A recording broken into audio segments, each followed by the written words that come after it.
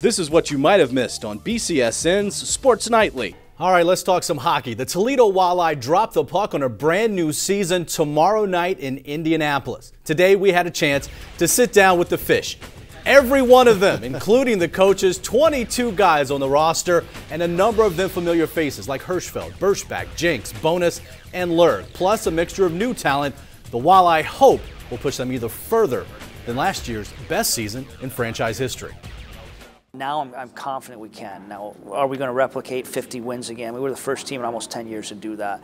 I can't say that. I don't know how it's going to turn out in the end result and wins and losses, but I'm very excited about this team and what it could be. So we know the expectations are high, but for us, we just have to do what we kind of did last year, play with that kind of chip on our shoulder where we just have to come out and bring it every day and take care of our small goals and then just kind of see where it takes us as far as the big end goal. One old, new addition, not Bobby, Ricky, or Mike, but Evan, as in Evan Rankin.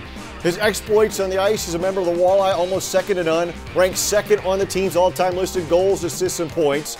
The University of Notre Dame alum ready to put that gap-toothed Fish sweater on for real once again.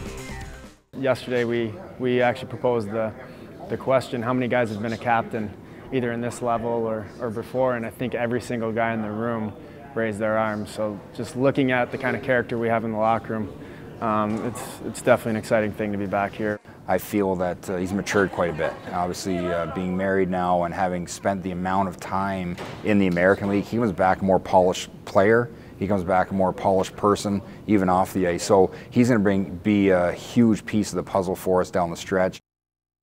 While the home crowd will undoubtedly be ready to rock the Fish tank downtown, you're either going to have to wait a while or put some gas in your tank for your Walleye fix. The Walleye on the road for their first 8 games of the season. Won't play a home game until November 7th when the Adirondack Thunder come to T-Town.